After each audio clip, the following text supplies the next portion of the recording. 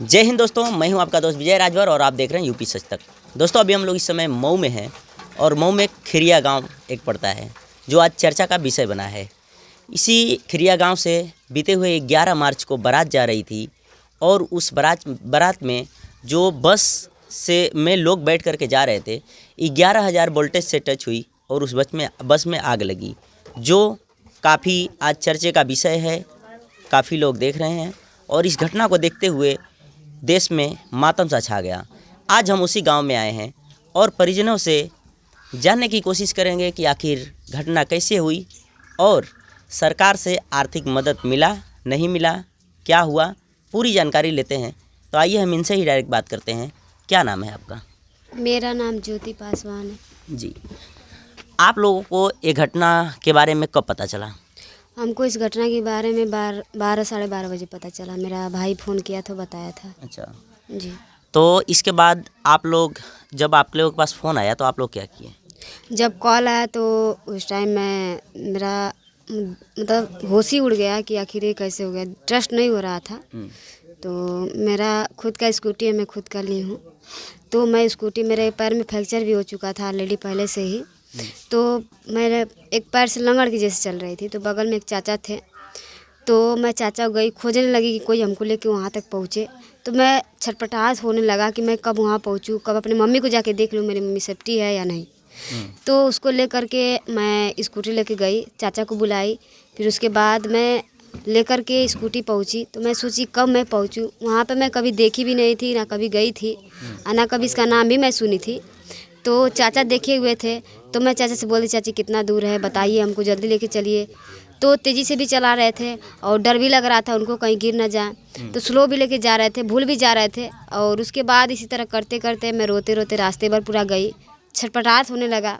तो उसके बाद मेरे पापा रास्ते में जब मैं पहुंची आधे रास्ते में, पापा कॉल किए कि ज्योति कहाँ हो। तो हम बोले पापा हम मम्मी के यहाँ जा रहे हैं। तो उस टाइम पापा को भी पता चल चुका था। तो हमको लगा पापा को पता है नहीं। तो हम बोले पापा मम्मी के यहाँ जा रहे हैं। तो पापा रोने टाइप का हो गए थे। उस टाइम पापा काम पे कर रहे थे, काम छोड़ करके पापा गए ट्रेन पकड़ने के लिए, आने के लिए घर पे। तो उस टाइम मैं घबराहट में पापा का फ़ोन काट दी और मैं चली गई वहाँ पे। जब वहाँ मैं पहुँची तो देखी बहुत सारे भीड़ लगा हुआ था और उस टाइम बस जल रही थी। और जाते वक्त मैं जब स्कूटी अपना जो थी मेरी, मैं इसको तुरंत छोड़ करके स्कूटी वहाँ पे स्कूटी फेंक करके गेहूँ में मैं तुरंत अपनी मम्मी को खोजने चली गई कि मेरी मम्मी कहाँ पे हैं। तो बहुत मतलब अजीब तरह सा हो रहा था, ऐसा लग रहा था कि मेरा सब कुछ बर्बाद हो गया। जब मैं वहाँ पहुँची तो सिर्फ अपने मम्मी को खोज रही थी कि मेरी मम्मी कहीं कहाँ पे है। मेरी नज़रें सिर्फ मम्मी को, मेरी बहन को, मेरे भाई को खोज रही थी। तो वहाँ पे कुछ मेरे गांव वाले थे, तो उनको मैं देखी तो हौसला थोड़ा बढ़ा कि हाँ मेरे गांव वाले दिख रहे हैं। तो फिर उसके बाद उन्होंने हमको देखा तो मैं बहुत तेज़ छपटिया के रो रही थी। तो उसके बाद चाचा थे, तो उन्होंने हमको पकड़ा और मैं चाचा से पूछी, चाचा रो रो के कि चाचा मेरे मम्मी कहाँ पे है, मेरी बहन कहाँ है, भाई कहाँ है। तो उन्होंने बोला तुम्हारी मम्मी ठीक है, बस थोड़ा सा घाव लगा हुआ है और वो हॉस्पिटल में गाजीपुर सदर में भर्ती हैं। तो मुझको लगा कि जिस हिसाब से बस जली है, हमको तो लग नहीं रहा है कि मेरी मम्मी बची भी होंगी। तो फिर उसके बाद चाचा ने हौसला दिलाया। तो मैं वहाँ पे जब गई भीड़ में देखी तो वहाँ पे 5 लाशें गिरी हुई थी और वो लाशें इस तरीके से जल चुकी थी कि वो पहचान में भी नहीं आ रही थी कि है कौन, इंसान है या कोई और ही है। तो अब वहाँ पे जब देखी लाशें को तो मैं और पगला गई कि कहीं मेरी मम्मी इसी में तो नहीं ना है। तो वहाँ पे जब देखे पर्स वर्स सारा फेंका हुआ था, तो मैं पर्स को खोज रही थी कि मेरी मम्मी का पर्स भी नहीं दिख रहा है। तो फिर कहे मेरी मम्मी का अगर जली रहती तो मेरी मम्मी का पर्स कहीं दिखता, लेकिन वहाँ मेरी मम्मी का पर्स नहीं था, बाकी सबका था उसी में। तो मैं सब कुछ अपनी मम्मी का खोज रही थी। उसके बाद लोग हमको पकड़ करके बगल में लेके गया। तो वहाँ पे मैं अपने बहन को भी खोजने लगी, पूछने मेरी बहन कहाँ पे है। तो उन्होंने बोला चाचा कि तुम्हारी बहन रिश्तेदारी में किसी के घर पे हैं। तो हमको विश्वास नहीं हुआ। तो फिर मेरे बहन के यहाँ लोग कॉल लगाया, तो बहन से बात हुआ। तो फिर थोड़ा ट्रस्ट हुआ कि लग रहा है मेरी मम्मी ठीक है, थोड़ा बहुत लगा होगा।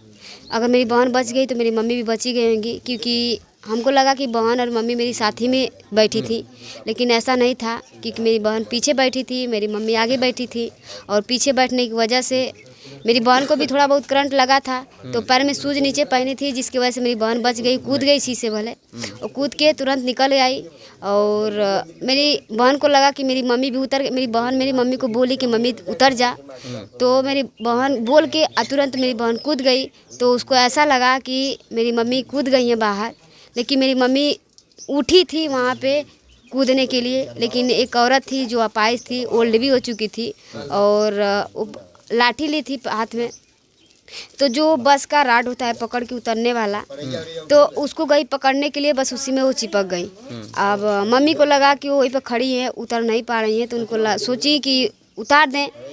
तो जैसे गई पकड़ने के लिए, बस मेरी मम्मी को भी हाथ में पकड़ लिया। अब मेरी मम्मी अचानक सडनली, मेरी बहन मेरी मम्मी को देखी, जिस हिसाब से मेरी मम्मी गिरी, तो जब वहाँ पे मेरी मम्मी पकड़ी, तो उसके बाद मेरी मम्मी का जो पैर में का पायल था वो एक लोहे में जाके टकरा गया। अब उसकी वजह से मेरी मम्मी का पैर खींच लिया तुरंत सीट के नीचे। अब जब सीट के नीचे मेरी मम्मी का खींचा, मेरी मम्मी तुरंत जैसे खींची हाथ से, तुरंत मेरी मम्मी गिर गई नीचे। उस और जो औरत के सपोर्ट से मेरी मम्मी ऊपर थी। अब जब औरत गिरी, उसके पैर में राड था, जब वो राड फूटा तो मेरी मम्मी के अचानक मतलब यहाँ पे लग गया। तो मेरी बहन सब अपने आंखों से देख रही थी, तो उसको ये नहीं लगा कि मेरी मम्मी है, क्योंकि साड़ी पहचान में नहीं है, तो उससे अब जल गई थी। मेरी मम्मी चक्के के नीचे आ गई थी, पूरा जल के एकदम भुना आ गई थी। तो चाचा ने हमको बोला कि तुम्हारी मम्मी ठीक है, तुम्हारी मम्मी को कुछ हुआ नहीं है, बस वो झूठा सा एक दिलासा दे रहे थे। तो दिलासा दिला के हमको घर पे ले आके छोड़ दिए। तो मैं घर पे आई तो बहुत रो रही थी। जब बहन से बात हुआ, थोड़ा तसल्ली हुआ कि मेरी मम्मी ठीक है, थोड़ा बहुत जली होंगी, तो फिर थोड़ा ट्रस्ट हुआ।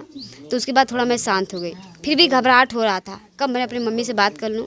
तो उस साथ मेरी मम्मी को लोग बोला था गाजीपुर में भर्ती हैं, तो वहाँ पे मेरे मामा लोग गाजीपुर में रहते हैं, मेरे नानी का घर है गाजीपुर में। तो वहाँ मेरे मामा मामी मौसा मौसी सब लोग पहुँचा हुआ था।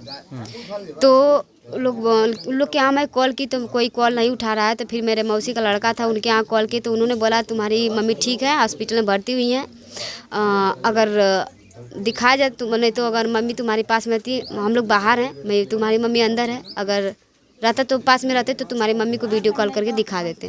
तो मैं बोली ठीक है, सही बोल रहे हैं ना भैया, एक बार बता दीजिए, मेरी कसम खाई। तो बोली पागल, तुम्हारी मम्मी ठीक है, कुछ नहीं हुआ है। मैं बोली ठीक है। तो उसके बाद फिर बोले कि चलो ठीक है, फ़ोन रखो, डॉक्टर लोग बुला रहा है। तो अब ऐसा लगा एक जैसे मूवी में देखी थी, जैसे लाइट ग्रीन कलर का जलता है ना, बाद में रेड हो जाता है, तो वैसा मुझको महसूस हुआ कि मेरी मम्मी का जो लाइट था रेड हो गया। तो बहुत कुछ मैं सोच रही थी, बहुत कुछ थिंकिंग कर रही थी, भगवान मेरी मम्मी की तरह बच जाए।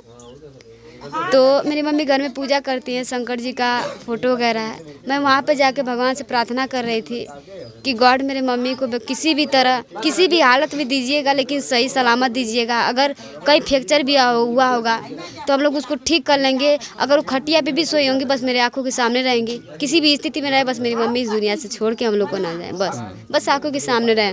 इस चीज़ को लेकर के मैं सोची। उसके बाद शाम हो गया, शाम होते हुए फिर पुलिस वाला लोग आया, तो मेरा भाई आया, मेरी बहन आई, तो देखी, थोड़ा हमको तसल्ली हुआ। फिर अपने बहन से मैं पूछी तो कुछ नहीं बोल रही है, क्योंकि अपने आंखों से सब कुछ देखी थी, तो उसको शॉक्ड हो गई थी, उसको सदमा लग गया था।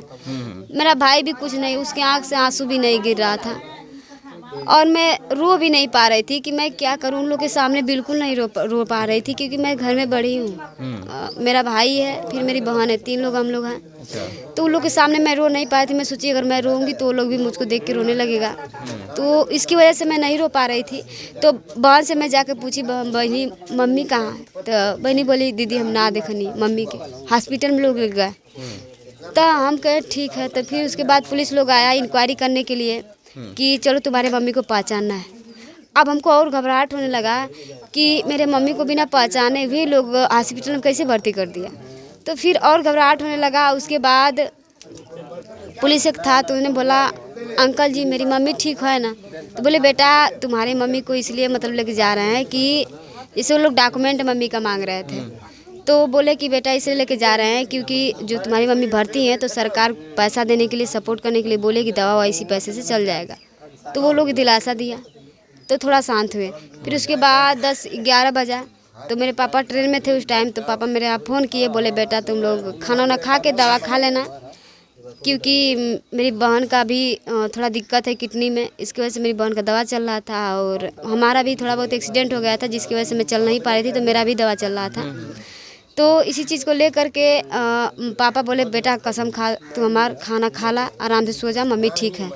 तो पापा की मेरी आवाज़ें मतलब रोने टाइप की आ रही थी, तो हम कहे मेरे पापा कभी रोते नहीं थे, लेकिन आज मैं अपने पापा को रोते हुए देखी तो और मैं छपटिया के मैं रोने लगी। तो पापा बोले बेटा हाँ कुछ हुआ नहीं है, बस हौसला पापा भी दिला रहे थे, लेकिन हमको पता नहीं था कि मेरी मम्मी हम लोग को मतलब छोड़ के चली गई हैं। तो उसके बाद पापा रो रहे थे तो हमको एहसास हो रहा था कि मेरी मम्मी नहीं है। पापा अगर नहीं मेरी मम्मी रहती तो पापा रोते नहीं, अगर मम्मी को कुछ हुआ भी रहता थोड़ा बहुत तो मेरे पापा रोते नहीं। तो फिर उसके बाद बहुत कुछ थिंकिंग की, फिर उसके बाद जैसे हम लोग थोड़ा बहुत सोए तो मैं सोने गई तो बेचैनी से महसूस हो रही थी, ऐसा लग रहा था। मेरी बहन चौकी पे ही सोई थी और मैं नीचे ज़मीन पे सोई थी। तो मेरे बहन को मेरी बहन बोल रही है मम्मी कहाँ हो, मतलब अपने आप से वो बात कर रही थी। तो उसको मैं देखी तो देख के मैं रोने लगी। तो फिर मेरा जैसे आँख लगा तब तक मेरी मम्मी मेरे यहाँ आ गई, बोली बेटा उठा। तो हम अचानक ऑटोमेटिक झटका से उठ गए, तो बाहर आके देख रहे हैं मेरी मम्मी कहाँ है। फिर उसके बाद ऐसा लगा घर में मतलब जाने में भी डर लग रहा था कि मेरी मम्मी आके हमको पकड़ रही हैं। जब मैं घर में जाके देखी तो मेरी मम्मी नहीं है। फिर ऐसा लगा मेरी मम्मी आँख के सामने ही खड़ी है, मतलब बहुत कुछ अजीब अजीब सी हलचलें हो रही थी। उसके बाद जब 2-3 बजा, 3 बजे एक बाबा हैं, मेरा भाई भी आया। तो मेरा भाई धीरे से आया, मैं जब सोई थी चुपचाप, बस मैं सिर्फ अपने मम्मी को यूट्यूब पे, इंस्टा पे, फेसबुक पे ढूंढ रही थी कि अगर मेरी मम्मी हॉस्पिटल में भर्ती हैं, सब लोग दिख रहा है, तो मेरी मम्मी काहे नहीं दिख रही है। और जो लाश जली है वो भी दिख रही है, लेकिन मेरी मम्मी पहचान में नहीं आ रही है। इसी की वजह से मैं अपने मम्मी को बहुत खोज रही थी, लेकिन खोज नहीं पाई। 2 मिनट। उसके बाद क्या हुआ, जब बाबू बोला कि आंटी जी सुनिए, तो हमको लगा कि मेरी मम्मी अब नहीं है इस दुनिया में। फिर उसके बाद ऑटोमेटिक बाबू बोले तुम्हारी मम्मी इस दुनिया में नहीं है। अब हम लोग छटपटा के उठ के सब लोग रोने लगा, हम पकड़ पकड़ के रोने लगे, बाहर पगला गए थे कि मम्मी हम को छोड़ के चली गई, बहुत छपटिया के रो रहे थे। तो उसके बाद मैं फ़ोन कर रही पापा के यहाँ, पापा भी रिसीव नहीं कर रहे हैं, सबके यहाँ कॉल की कोई रिसीव नहीं कर रहा, और घबराहट होने लगा, बहुत बेचैनी होने लगा। विश्वास अभी भी ट्रस्ट नहीं हो रहा है कि मेरी मम्मी नहीं है। ऐसा लग रहा है मेरी मम्मी कहीं गई हैं फिर दोबारा आ जाएंगी, दिल मान नहीं रहा है मम्मी को अपने देखे नहीं है। जब मेरी मम्मी मरी तो उसका फेस भी नहीं हम देखें। आप इस समय क्या करती हैं? इस समय मेरा BSc सेकेंड ईयर का पढ़ाई चल रहा है। क्या लक्ष्य था? मेरा ड्रीम ये था डॉक्टर बनने का, मेरी मम्मी का सपना था टीचर बनाने का। बोली कि चाहे तुमको टीचर या तुमको डॉक्टरी का तैयारी कराएंगे। तो मैं इसी चीज़ को लेकर के मैं रूम लेके पढ़ाई करने लगी कि मैं सोची घर से पढ़ाई नहीं कर पाऊँगी, सोची घर बाहर रहूँगी तो मैं कर लूँगी, क्योंकि मैं घर में बड़ी थी, मेरी बहन है छोटी, तो कुछ काम हम नहीं कर पाती थी। तो मेरी मम्मी ही सबका खेती बाड़ी भैंस सबको हर एक चीज़ का मेरी मम्मी ही करती थी, सब कुछ देखती थी। तो मम्मी इसलिए करती थी मेरी बेटी कहीं गई है, कुछ लायक बनने के लिए गई है, तो जाने दीजिए, इसको एक बार मौका दे देते। मेरी मम्मी मौका दी थी, मैं मम्मी से बोली मम्मी एक बार मौका दे दो, मैं तुमको कुछ बन के दिखाऊंगी। तो इसी चीज़ को लेकर मेरी मम्मी पढ़ाई करा रही थी। अच्छा, सरकार की तरफ से कुछ आर्थिक मदद मिला? सरकार की तरफ से अब वो पता ना सरकार दी है क्या, कौन दिया है। बिजली विभाग की तरफ से 5 लाख रुपए आया हुआ है। तो 5 लाख रुपए में भैया ऐसा तो लग नहीं रहा है कि हम लोग का हो पाएगा, कुछ नहीं परवरिश हो पाएगा 5 लाख। अब इसने में हम लोग पढ़ाई करेंगे कि हम लोग घर का खर्चा देखेंगे कि अपना दवाई देखेंगे कि मम्मी का जो काम है इस टाइम चल रहा है स्थिति वो देखेंगे, कि मेरा पापा भी शादी करने वाले थे मेरा, कि शादी देखेंगे। 5 लाख में तो नॉर्मल शादी होती है, जैसे जिस हिसाब से हो, तो सुने में तो कम ही चांस है कि हम लोग। सरकार से क्या चाहते हैं? सरकार से यही अनुरोध है कि हम लोग को जो हमारा ड्रीम है और जो मैं सोची हूँ अपने फैमिली के लिए, मेरा ड्रीम पूरा हो, हम लोग को सपोर्ट करे, ताकि हम लोग को एहसास ना हो कि मेरी मम्मी इस दुनिया में नहीं है, और मेरे पापा को एहसास ना हो कि मेरी पत्नी इस दुनिया में नहीं है। और मैं सोच के पढ़ाई करूं कि पापा कोई दिक्कत नहीं है, मेरी मम्मी नहीं है तो क्या हुआ, मैं लड़की हूं तो क्या हुआ, एक लड़के का फ़र्ज निभाऊंगी और ऐसा कोई गलत कदम नहीं उठाऊंगी जिससे आपको कोई ठेस। चलिए, आप हौसला बुलंद रखिए, जो डॉक्टर बनने का सपना है उसको चालू रखिए। और सरकार से भी हम गुजारिश करेंगे कि जो ये बहन है पढ़ाई करना चाहती है और डॉक्टर बनना चाहती हैं, तो योगी सरकार हमेशा कहती है कि ये गरीबों की सरकार है, तो इस बहन के लिए मदद करे या इनका पढ़ाई फ्री करवा दे ताकि इनका सपना पूरा हो। आइए हम इनसे भी बात करेंगे। क्या नाम है चाचा जी? अच्छे लाल। आपको इस घटना के बारे में कब पता चला? वो मेरे को 2 बजे करीब में पता चल रहा था। अच्छा। हाँ, 2 सवा 2 बजे मेरा बेटा बताया, वहीं था मेरा बेटा। अच्छा, आप कहाँ थे उस समय? नवेड़ा। नवेड़ा में काम करते थे? क्षेत्र 10 में काम करते थे। अच्छा। हाँ। अच्छा, तो चलिए अभी ज़्यादा ये बात करने की स्थिति नहीं है। सरकार से क्या चाहते हैं?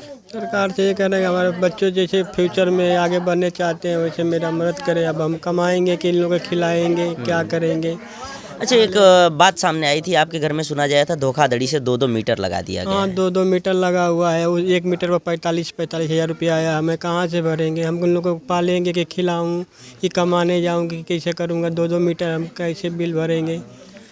तो अभी देख सकते हैं ये जो मृतक परिवार के घर पे हम लोग आए थे, ये पूरी कहानी है। और योगी सरकार कहती है कि ये गरीबों की सरकार है, और बिजली विभाग के कुछ कर्मचारी ने आ करके और जो परिवार के को धोखाधड़ी से 2-2 आधार कार्ड लिए और एक ही घर में 2-2 मीटर लगा दिए, जबकि दोनों मीटर में 45 हज़ार रुपया बिजली बिल आया है। और सामने ऐसी की दुख की घड़ी आई है और इधर बिजली बिल, तमाम प्रकार के दुखों का पहाड़ टूटा है इस परिवार के तरफ। तो योगी सरकार से हमारी भी ये गुजारिश है कि इस परिवार की तरफ ध्यान दे, और जो बहन का सपना है डॉक्टर बनने का, इसका जो पढ़ाई का जो क्रिया है उसे फ्री में करवाया जाए, और ये लाइट बिल का जो कार्यक्रम है इसे भी माफ़ किया जाए। बाकी ये वीडियो आपको कैसा लगा? वीडियो पसंद आया हो तो चैनल को सब्सक्राइब करें, लाइक करें, शेयर करें। मिलेंगे नेक्स्ट वीडियो में, तब तक के लिए जय हिंद।